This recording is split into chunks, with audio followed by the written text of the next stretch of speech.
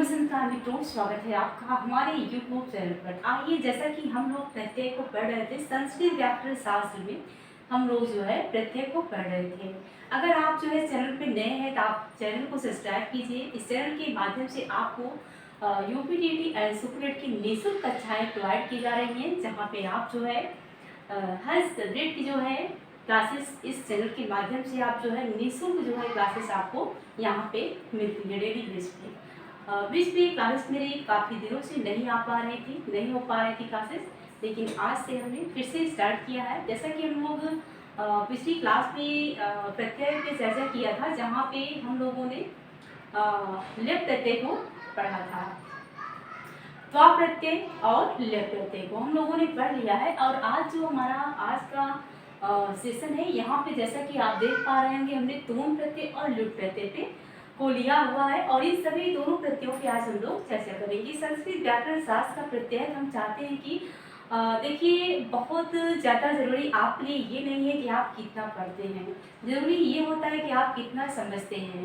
प्रत्येक को हम चाहें तो 20 मिनट की क्लास में भी आपको एक दो एग्जाम्पल बता करके जो है समाप्त कर सकते हैं। लेकिन हम ये चाहते हैं कि आप कम पढ़ें, लेकिन जो भी पढ़ें वहाँ से आपका जो है वहाँ पे आपको किसी प्रकार का कोई कन्फ्यूजन ना हो कि यहाँ से आएगा तो हमारा क्वेश्चन सही हो सकता है कि नहीं हो सकता। आपने अगर वो चीज़ पढ़ लिया है तो आपका वहाँ से आपको प्रत्यय चैप्टर हम पढ़ा रहे हैं। जब आपका ये प्रत्यय कंप्लीट हो तो आपको संस्कृत व्याकरण शास्त्र में अगर प्रत्यय से कोई भी क्वेश्चन बनता है, आपका गलत नहीं हो, आपके अंदर एक कॉन्फिडेंस हो, हमने प्रत्यय तो पढ़ लिया है, किसी प्रकार का क्वेश्चन आएगा तो हम कर लेंगे।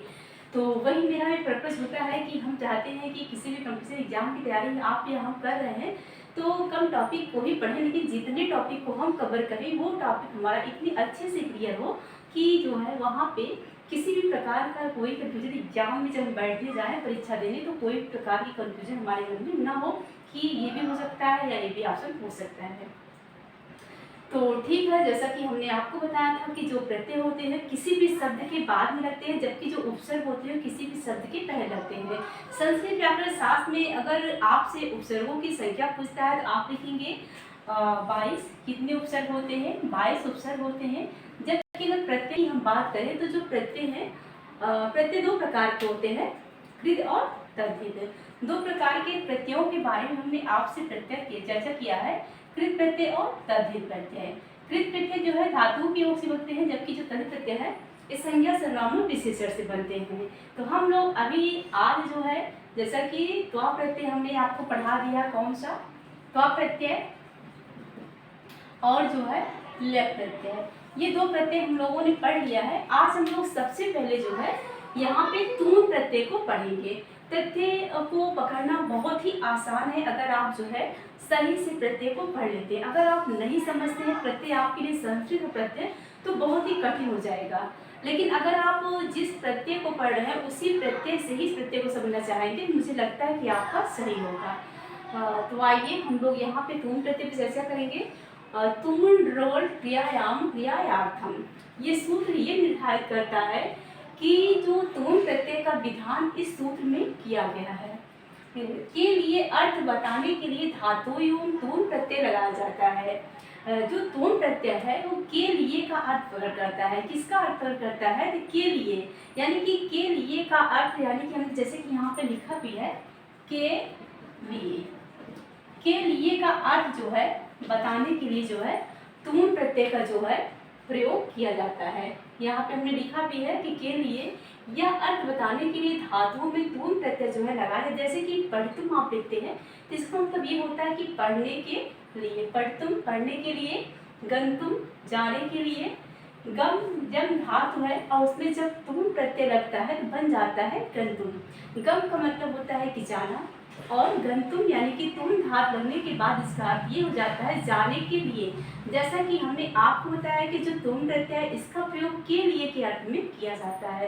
तो आप समझ गए होंगे कि किसी भी धातु में तुम लगेगा यानी कि तो वहाँ पे हो जाएगा तुम प्रत्यय। तो यहाँ पे हमने लिखा है कि तुम प्रत्यय क्रेतुम, क्रे यानी कि खरीदना, तुम प्रत्यय लगते ही क्रेतुम का अर्थ हो खरीदने के लिए। क्या हो जाएगा? खरीदने के लिए। तो तुम प्रत्यय प्रत्यान पदों की हमने यहाँ पे कुछ सूची हमने काफ़ी एग्जाम्पल लिया है ताकि आप जो है पूरे मतलब अच्छे से समझ सकें कि जिस भी प्रत्यय को पढ़ रहे हैं उसी के सारे एग्जाम्पल देखें। जितना अधिक आप एग्जाम्पल को देखते हैं और करते हैं उतना ज़्यादा आपके लिए वो आसान होता है। तो हमने यहाँ पे हमने लिखा है धातु धन प्रत्यय और तुमुन पद तुमनंत पद अर्थ सहित। बहुत गर्मी है दोस्तों, आइए एग्जाम्पल को देखते हैं। भूधन तुमुन, भू धातु है और तुमुन प्रत्यय है, तो क्या बनता है भवितुम। अब आप जब भवितुम शब्द का उच्चारण करते हैं तो आपने देखा वहाँ पे तुमुन शब्द जो है खुद ही उच्चारित हो रहा है। तो भवितुम यानी कि होने के लिए अगर आपसे पूछता है कि भवितुम में कौन सा प्रत्यय है, तो फाइनली आप समझ गए होंगे भवितुम शब्द कहते ही तुमुन जैसा कि खुद उसमें आ रहा है, तो यहाँ पे कौन सा प्रत्यय हो जाएगा आपका तुमुन प्रत्यय।